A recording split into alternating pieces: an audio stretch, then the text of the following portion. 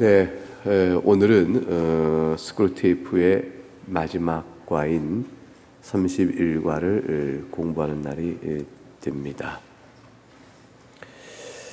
31과의 내용은 이제 지금까지 웜우드, 즉 스크루테이프의 조카인 웜우드가 이렇게 영혼을 뺏으려고 했던 환자라고 지칭되어지는 그리스도인을 향한 사역이 실패로 돌아간 이 상황에서 이제 마지막 그를 책망하고 그를 또 잡아먹는 그러한 내용으로 구성되어 있습니다. 이제 첫 줄부터 보겠습니다. 모든 것이 허사가 되어버렸구나. 이거는 실패했다는 얘기죠. 근데 이때쯤 오니까 찔끔찔끔 눈물을 짜면 찾아와서는 여지껏 나를 사랑하신다고 하지 않았습니까? 이런 말들을 기억해 끌어내면서 빈말이 아니었냐, 다정한 말이, 이렇게 말한 건 뭐냐면 이제 이 스크루테이프가 웜우드를 잡아먹으려고 그래요. 이제 이거 악한 영의 역사의 그 특징인데, 악한 영들의 세계 속에는 소위 용서란 개념이 없어요. 자비, 긍휼, 이게 없습니다. 그러니까 대개 이제 그 모든 다툼과 시비는 공의로 나오거든요. 누가 옳으냐 그르냐를 가리는 게 시비. 내가 옳고 네가 틀렸다 하여 다툼이 생기고 언쟁이 생기고, 또 자기 죄악과 실수를 감추려고 상대를 또 헐뜯는 중상모략, 욕심을 채우려고 등등등. 이 모든 것이 다 명분은 뭐냐면 명분 자체가 이제 공의로 움직여 나가죠. 그래서 이 세상은 다 공의로 지배되어져요. 근데 공의가 없는 굴절된 공의요, 자기의 공의 주장이니까 이 공적인 의는 아닙니다. 사적인 이해관계에 얽힌 명분만 내세운 공의가 되어지죠. 그러니까 모두에게 이해될 만한 공적인 공의면 그것은 어떻게 될까요? 하나님의 공의가 되어지는데, 그 하나님께서 옳다 하시는 것이 이루어지는 공의가 절대 공의고, 인류 안에서 보편적으로 이해될 만한 공의는 그나마 일반적 은총 안에서 작용되는 공의일 터인데, 사실 그 작용이 제대로 이루어지지 않습니다. 전부 다 정파적, 개인적 여러 이해관계에 얽혀서 그리하여 이제 그 가운데서 공의를 명부로 내세울 뿐 실제로 이루어지지 않죠. 근데 거기에 다툼과 시비가 있고 악한 영이 역사하게 온상지가 되어집니다.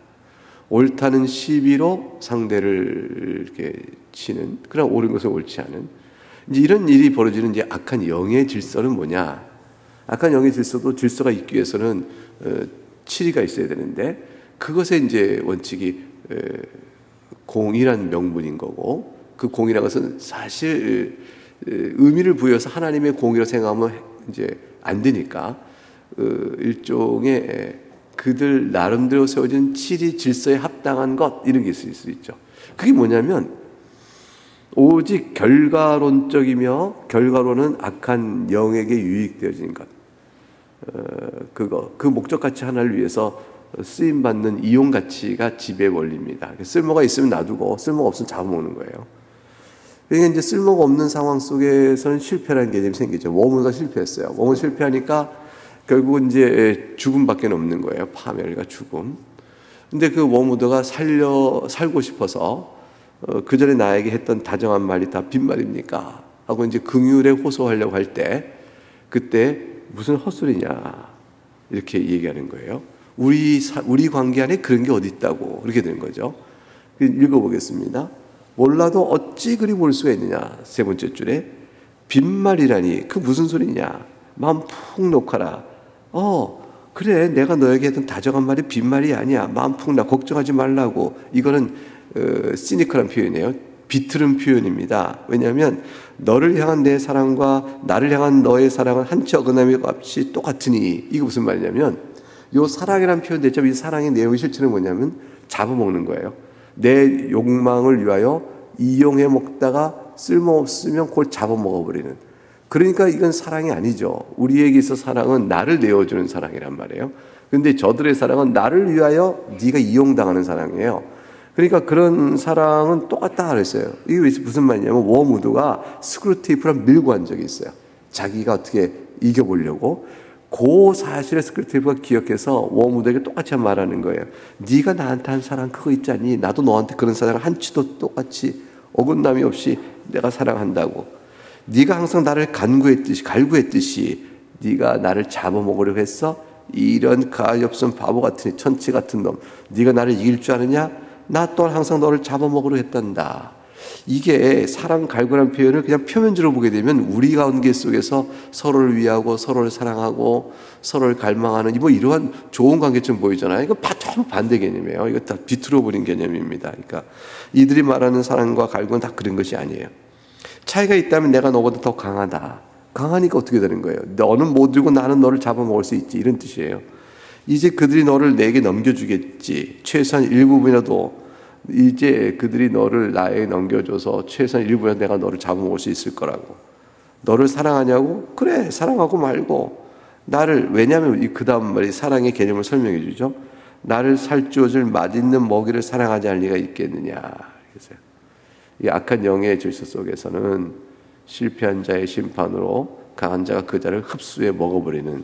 이게 이제 그 C.S. 루이스는 여기서 이제 그 먹는다는 악한 영은 이제 육체가 없으니까 우리가 음식을 먹는 것은 상징적인 표현이죠. 상징적 표현이니까 영이 다른 영을 이렇게 확 흡수해 잡아먹게 세력을 뽑아서 먹어버리고 자기 세력으로 삼아버리는 거죠. 그러니까 상대의 존재가 없어지고 자기 안에 들어와 버리게 되어지고 그 힘을 자기 이용하게 되는 형태. 이제 그렇게 되어지죠. 그러니까 이제 악한 영이 우리 안에 심령에 틈타 시험하여 우리 주인 노릇하려고 하는 것과 같은 이치예요. 그러니까 악한 영이 죄의 종 노릇하는 우리들을 지배하여 우리의 의식과 인격성을 자기 뜻대로 막 다루는 것처럼 그거 이제 잡아먹는 거죠. 그런 것처럼 같은 일이라 볼 수 있습니다.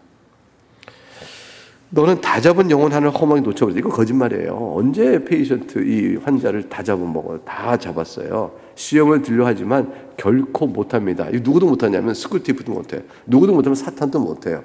사탄 마귀, 악한 영의 무리의 우두머린 자들인 사탄조차도 절대로 우리를 그리스도 손에서 우리를 빼앗지 못하거든요. 그러니까 다 잡은 한 영혼 하나 이런 개념은 없어요. 허망히 놓친 건 저들의 결과예요. 누구라도 실패할 수밖에 없는 거예요. 적어도 그리스도 안에 있는 자란 말이죠. 이것은 이제 결국은 저들에게 운명은 뭐냐면 여기서 묘사되고 있는 건데 한 영혼도 그리스도 안에서 빼앗지 못한 채 실패한 상태로 정죄받을 일만 쌓여요. 그게 악한 영이에요. 악한 영은 하나님을 대적하면서 하나님의 선택받은 자를 이렇게 빼앗으려 하고 하나님 나라를 침노하여 그 하나님 나라의 세력을 약화시키고 하나님 나라를 무너뜨리고자 하지만 그 모든 시도가 다 실패로 돌아가면서 그 시도의 죄값만 더 쌓아 영원한 불못에 던져지는 일만 남은 거죠. 그러니까 악한 영의 지배는 공중것을 잡은 자로 하나님에게 속하지 않은 자들에게서만 역사하고 그들과 함께 불못에 던져지는 일은 있지만 하나님께 속한 자에게는 절대 그렇게 없어요. 그리스도에게 안에 있는 자의 보호는 하나님께서 끝까지 그를 붙드시기 때문에 결코 뺏지 못합니다. 그러니까 다 잡은 영혼을 허망히 놓쳐버렸다. 이것은 자기들의 운명이에요. 이건 자기들의 운명. 근데 뭐 누구라도 피할 수 없는 운명인데 뭐 그렇게 되어버리게 됩니다. 그런데 그걸 이제 정죄의 이유로 삼아버리는 거죠. 비난하며 정죄의 이유로 구실로 삼아버려요. 그 영혼을 놓침으로 산층 절박해진 기아의 울부짖음은 지금 인생에서 소망국 전 차원에 공명하며 지옥 보좌까지 울려 퍼지고 있다. 실패한 일로 인하여 하고 울부짖는 이 통탄의 소리가 기아는 왜 굶주림이잖아요. 먹고자 해서는 먹지 못했음으로 해서 울부짖는 이 소리가 지금도 이 전 지옥 보좌에 울리고 있다. 이제 과장의 표현에서 생각할수록 미치겠구나. 놈들이 네 손에서 네 환자를 낚아채는 순간, 이 놈들은 누구냐면 천사일 거예요. 그러니까 하나님 쓰시는 성령의 역사에 따라 돕는 그리스도 한 분의 수종 들고 있는 천사들의 도움이겠죠. 네 손에서 환자를 낚아채는 순간 어떤 일이 일어났을 보지라도 뻔하다. 널 처음으로 본 순간 환자의 두 눈이 갑자기 환해지면서 그렇지 않느냐. 이게 무슨 말이냐면 널이라고 해서 워무드잖아요. 악한 영을 처음으로 본 순간 이게 무슨 말이냐면 악한 영이 있구나 하고 깨달았다는 거예요. 내 안에 죄의 세력이 거하는구나. 사도 바울 로마서 7장에 깨달은 것처럼. 그래서 내가 하나님의 법에 따라 선을 행하거나 선을 행하지 못하는 나 안에 또 다른 세력이 있다. 그것은 죄의 세력이 있다는 걸 발견하고 악한 영을 대적하는 자의식이 생긴 거죠. 그러니까 그전에는 악한 영의 역사의 지배 종로로 살 때는 그것이 원래 자기인 줄 알았어요. 내가 원하는 것이 사실은 악한 영이 내 마음을 끌고 가고 있는 건데 그 악한 영의 끌림은 부패한 내 성품에 따라 원하는 바와 일치되어져서 사실은 악한 영이 끌고 가는 자체가 내가 원하는 것과 똑같으니까 그냥 그것이 바로 내가 하는 거야 생각해서 악한 영이라는 객관적 또 하나의 실체, 나를 지배하고 있는 또 다른 실체에 대한 자각의식이 없었던 거죠. 그러다가 이제 깨닫는 거야. 내가 원하지 않은 것을 내가 왜 행할까? 내가 원하는 바를 행치 못하고 원하지 않는 바를 행할까? 이것은 실제로 나 외에 또 다른 세력이 내 안에 역사하고 있구나라는 사실을 분별하게 되면서 대적하는 마음이 생기게 된 거죠.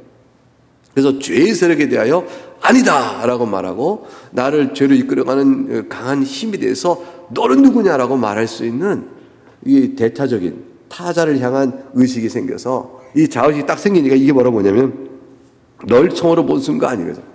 악의 정체를 알게 순간, 악한 영의 정체를 알게 순간 갑자기 두 눈이 갑자기 환해지면서 네가 이제껏 자기 속에서 어느 걸 찾아오고 있었는지 깨닫는 동시에 이 네가라는 것은 워무드고요. 자기 속은 환자예요. 그러니까 환자가 내 안에 워무드 같은 악한 영이 어떤 부분에 역사를 하고 있었느냐 이거를 깨닫게 되었다. 이게 로마서 7장에 그대로 로마서 7장을 풀어내고 있는 거죠.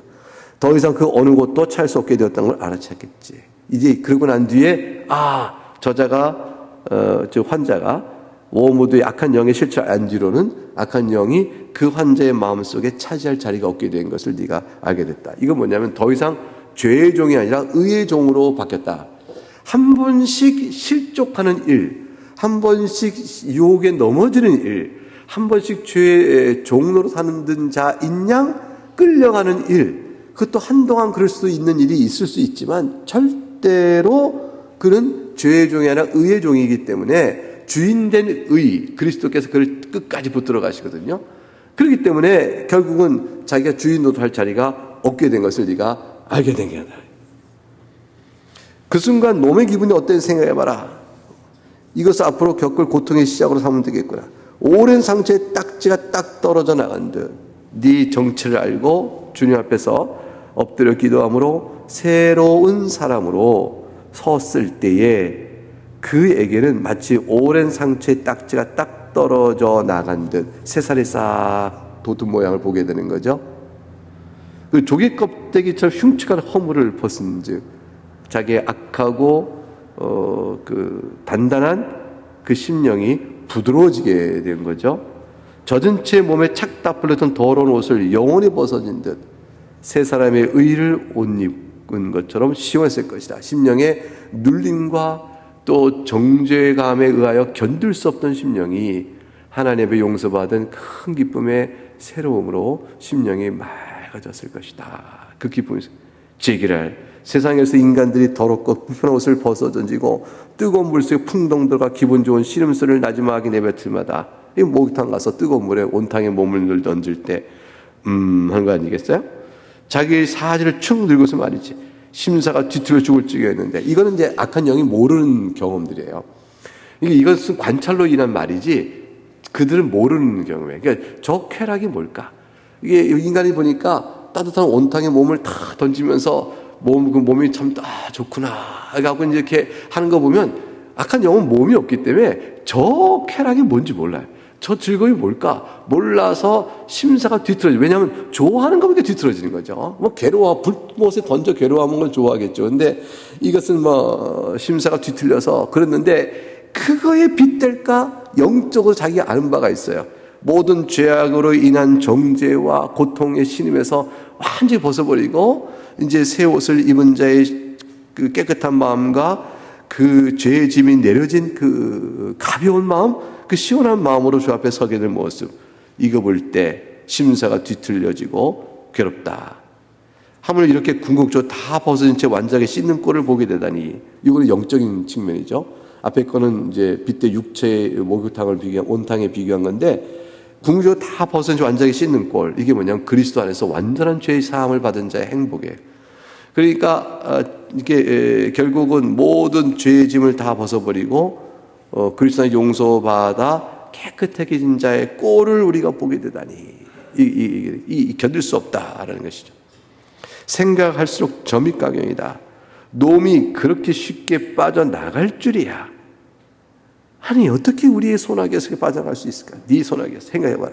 점차 불안이 쌓여왔다면 가정된 불안 끝에 어느 극적인 순간으로 변화를 겪고 빠져나가거나, 앞으로는 얼마 못 산다는 의사의 신고를 받은 것도 아니며 죽음이 임박해지자 죽은 다음에 어떤 일이 있을까라는 그런 충격 앞에서 새롭게 의식이 변화되어 빠져나가거나, 요양원에 가게 된 상황 속에서 내 마지막이 다 왔구나 하여 인생을 정리하면서 빠지게 나가는 기회가 있거나, 수술을 하게 된 것도 무슨 갑자기 큰 병이 들어 수술을 하게 되거나 죽음을 앞두고 내가 살까 죽을까 하는 수술을 하는 위기 순간도 아니고, 더 살 수 있으리라는 헛된 희망을 품었던 것도 아니면서, 그렇게 어떻게 그런 일 속에서 순전하고 즉각적인 해방을 얻게 되다니, 잠깐 동안 세상이 온통 우리 것 같았다. 사실은 시험 들고 넘어뜨릴 때는요, 신자를 향하여 악한 영이 역사하여 넘어뜨리고 죄 중에 흔들 때는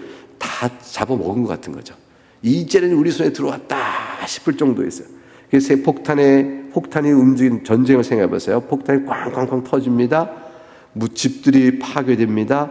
입술과 허파로 스며든 고성능의 폭약의 맛과 냄새, 온통 전쟁에 빗댄 거예요 지금. 자, 2차.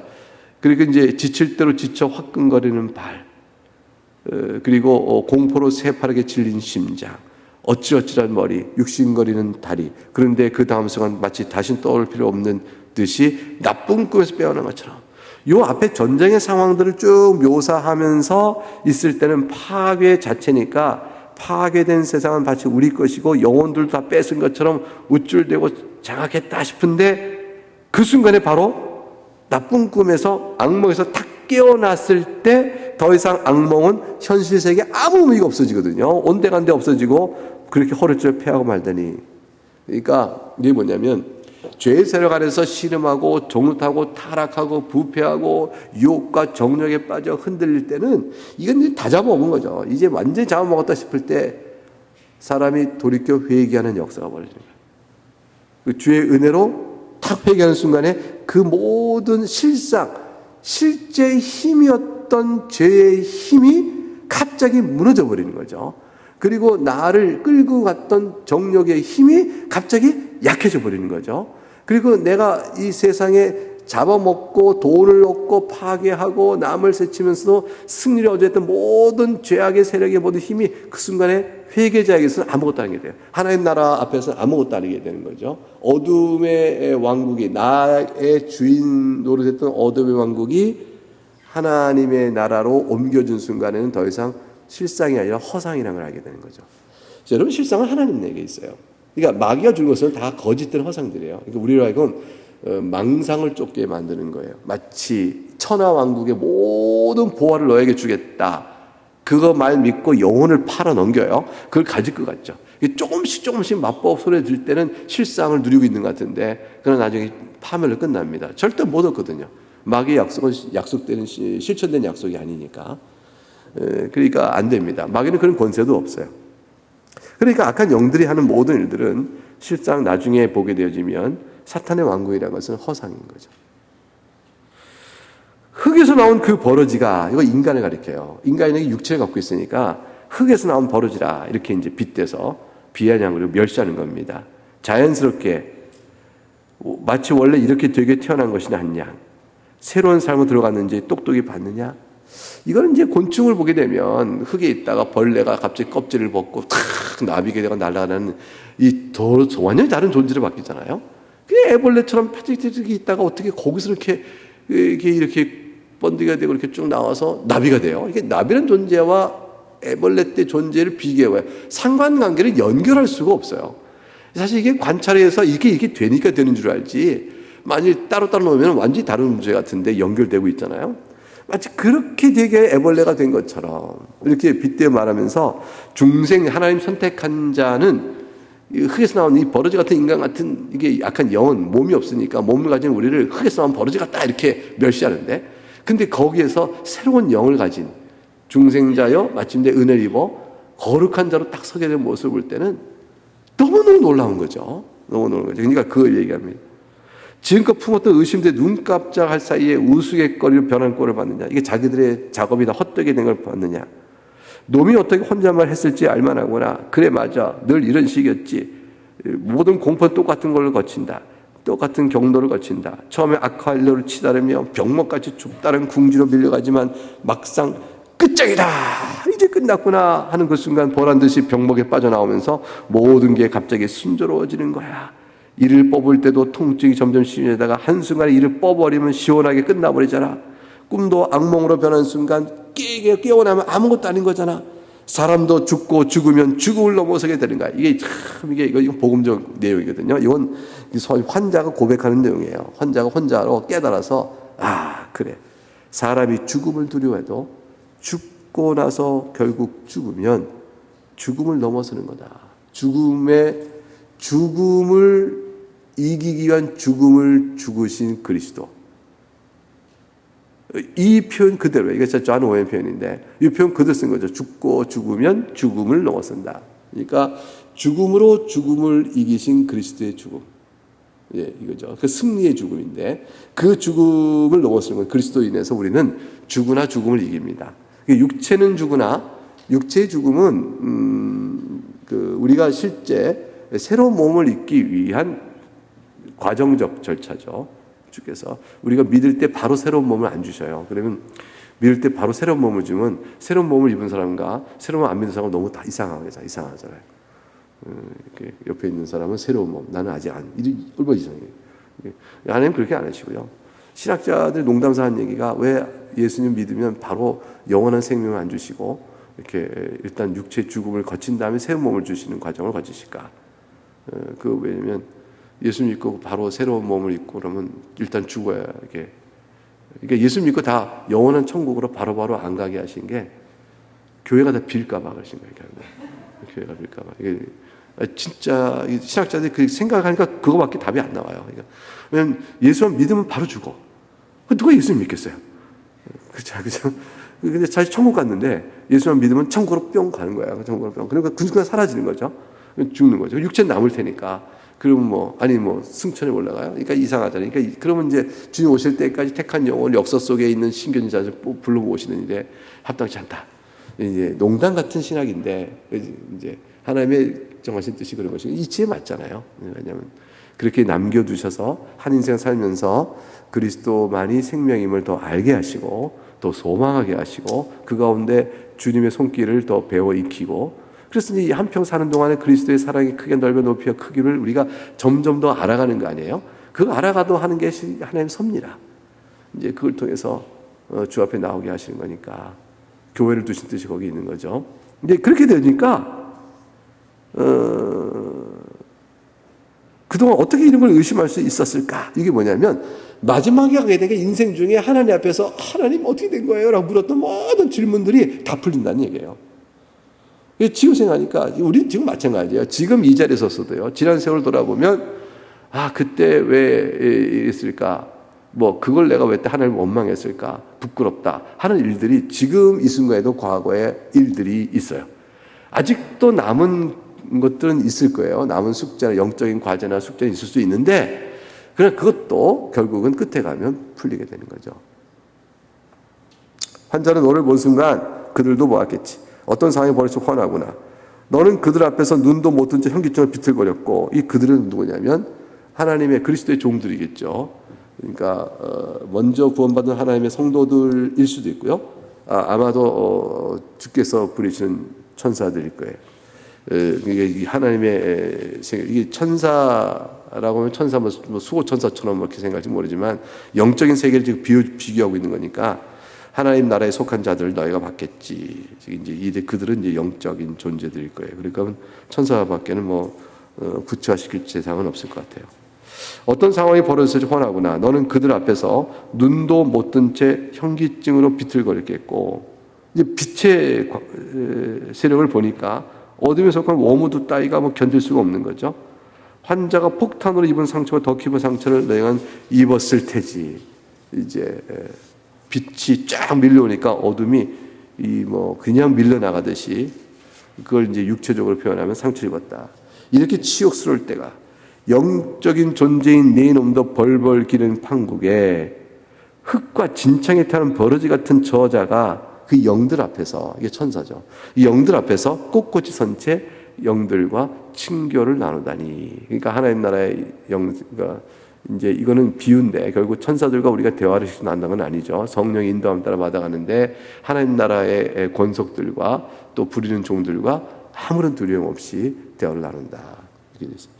이 부분 갖고 어떤 사람이 시비를 걸어요. 왜냐하면 천사는 우리에게 두려운 존재인데 어떻게 이렇게 친화적으로 썼느냐 했는데 가브리엘 천사가 이제 마리아에게 나타날 때도 두려워 말라 그랬잖아요. 모든 천사를 본 사람은 다 두려워하거든요. 우리도 천사를 직접 보면 두렵지 않을 수가 없죠. 왜냐하면 거룩한 그 모습 앞에 딱 압도되니까.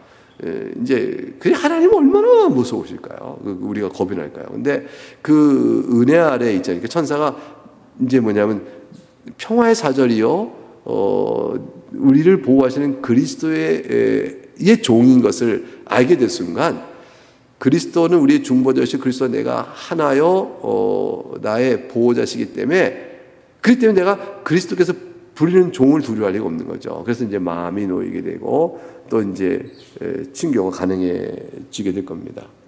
근데 이제 C.S. 루이스는 천사를 그 아기처럼 그린 이제 이 말도 안 된다 생각하고, 또 천사가 이렇게 부드러운 여인처럼 감싸는 이렇게 보드람으로 오는 것만도 정확지 않다. 천사는 거룩한 영의 부림을 받는, 또 거룩한 영이로서 그리스도의 부림받는 자들로서 그의 존재의 거룩함과 탁월성이 뛰어나 죄 중에 있는 인간에게는 말할 것 없고 중생자여 신자로 살아난 자도 만날 때 충격과 두려움이 있다.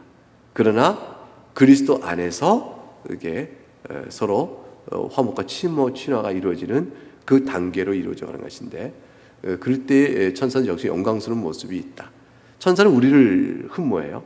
육체가 너무 궁금한 거예요. 그래서 우리가 거룩한 몸을 입고 새하늘과 새 땅에서 거하게 될 때 우리 존재는 천사보다 더 특별성을 가져요.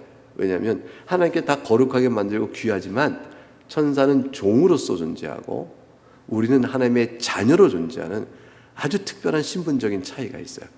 물론 나는 주의 자녀이기 때문에 종을 내가 부린다, 이런 식의 개념은 아니에요. 그건 아닌데 하나님의 뜻을 따라 살아가는 종으로서의 천사들의 역할에 우리는 도움을 입어, 다 우리를 위해 있는 존재들이에요. 그러니까 우리 도움을 입어 하나님의 자녀로서 우리가 아름다운 영광된 몸을 가지고, 영혼과 몸을 가지고 살아가게 되는 거거든요. 그러니까 천사는 계속 우리들에게 영혼의 존재는 자기도 영이니까 알 것 같은데 몸을 가진 존재로서의 저 복된 모습이 도대체 뭘까는 계속 궁금하게 여기는 존재로 남아요. 그러니까 우리가 그런 면에서는 천사보다 낫다, 훨씬 낫다, 이렇게 볼 수가 있습니다. 그날에 이루어질 복들을 우리가 생각해 볼 수 있겠습니다.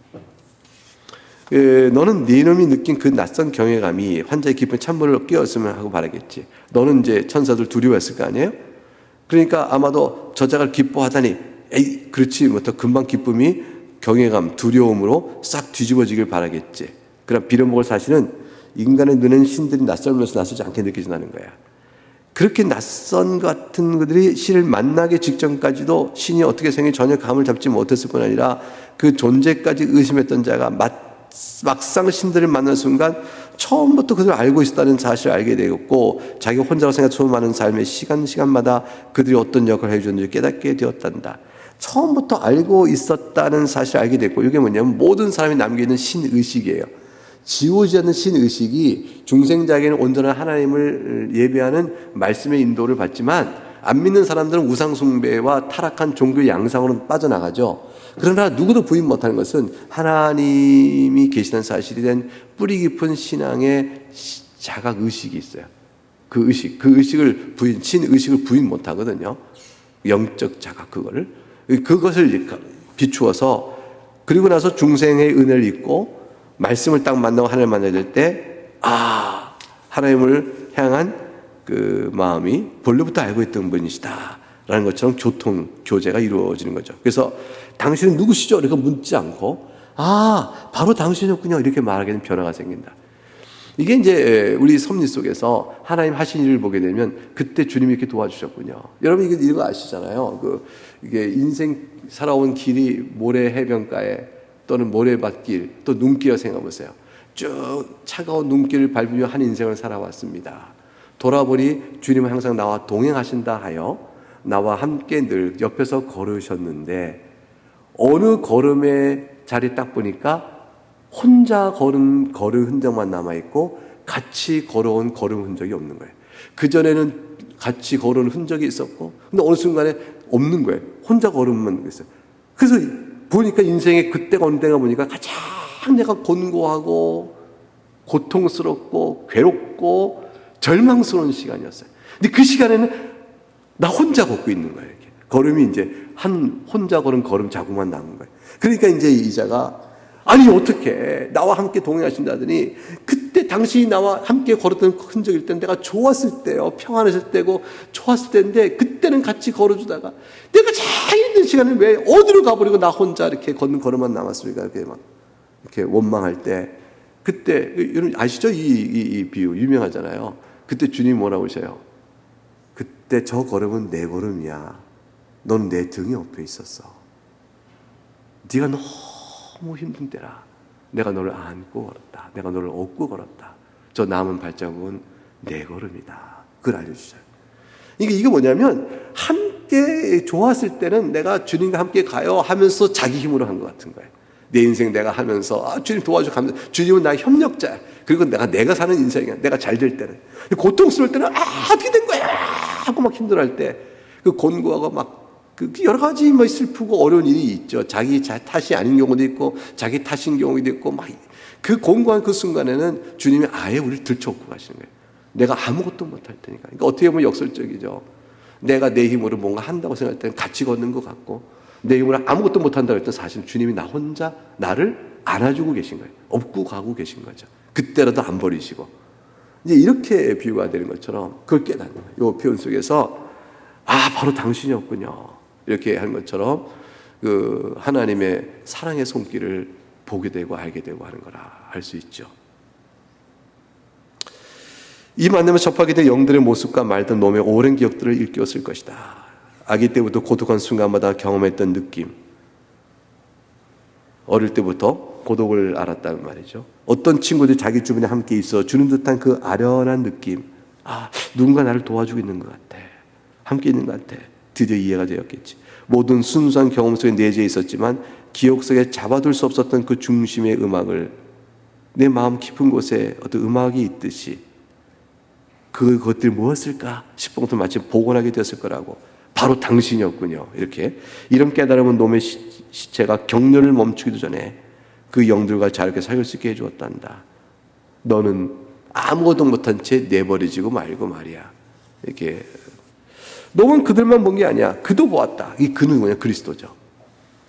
한갓 짐승이 침대에 태어난 그 버러지가, 그 짐승 같은 자가 침대에 태어나죠?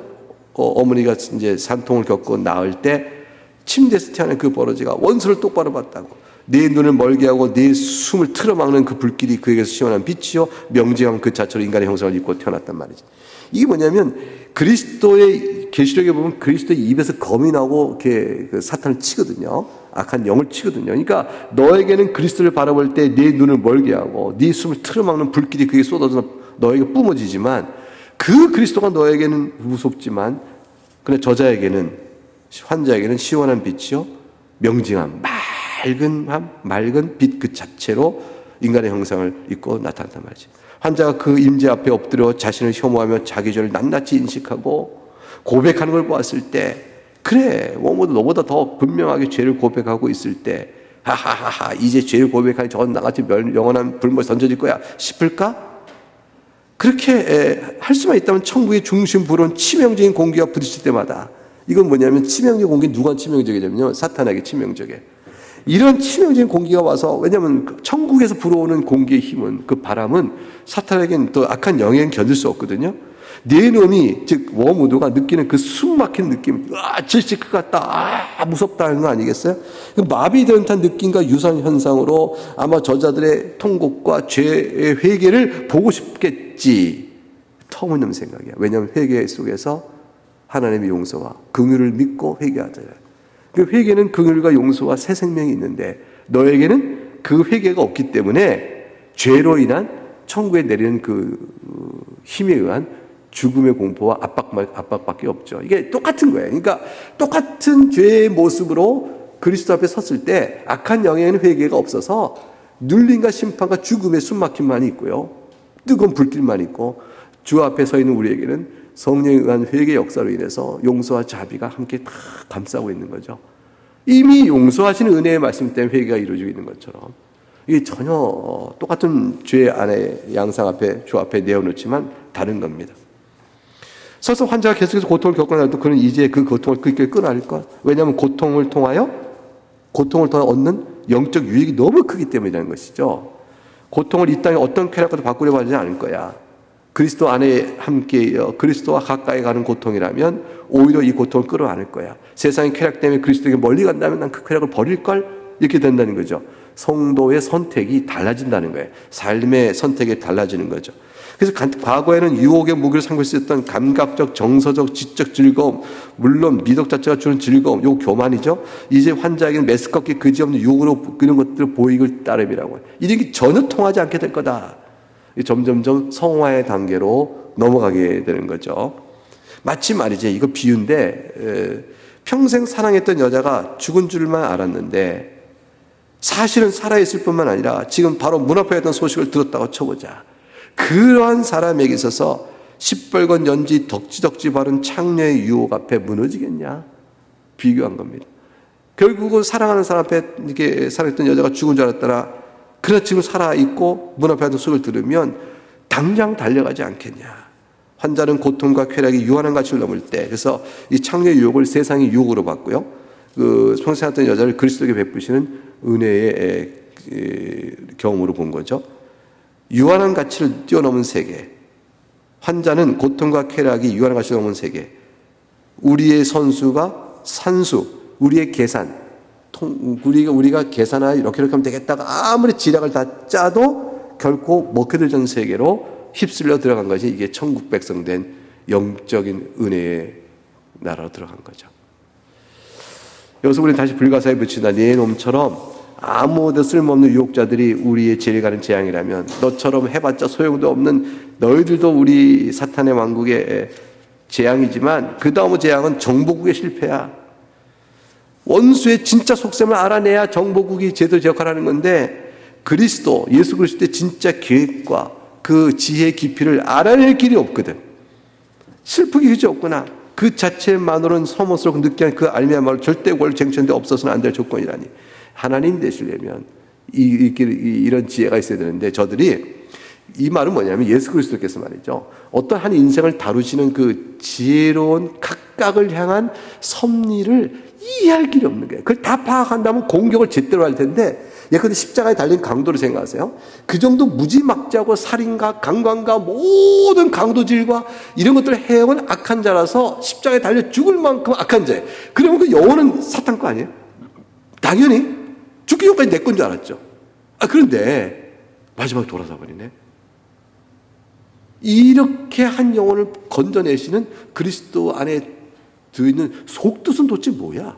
알 길이 없으니까 전쟁 실패를 하잖아요. 그러니까 우리 각각도 마찬가지예요. 우리 각각 인생을 하나님 인도, 그리스도가 인도하시는 것은 이렇게 다른 거죠.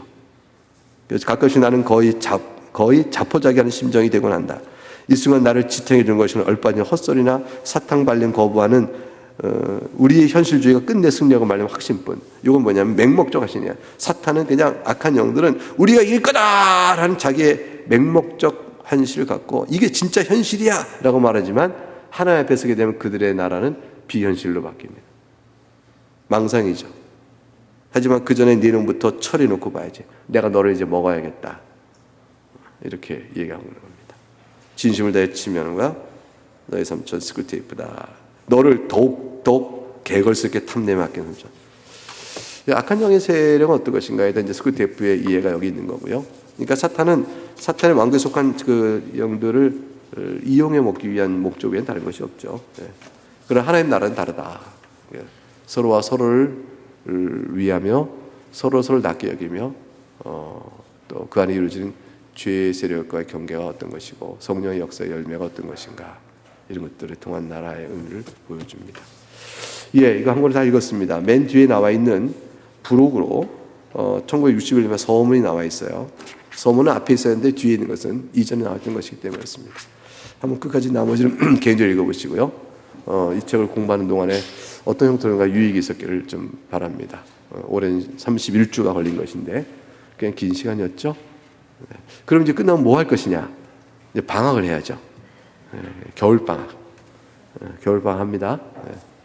그래서 1월, 2월 어느 때인가 이제 다시 공부가 재개될 겁니다라고 광고가 나갈 때까지는 방학을 하겠습니다. 10시에 나오시기 너무 힘드실 텐데 근데 한 가지 걱정은 왜 안 나오면 아이들 주일학교 데려간 부모가 애들 데려다 주는 거를 게을리할까 봐 또 생각 드는데 안 그러실 것이다. 내가 왜 노파심이냐? 안 그러실 것이다 생각합니다. 예, 기도하겠습니다.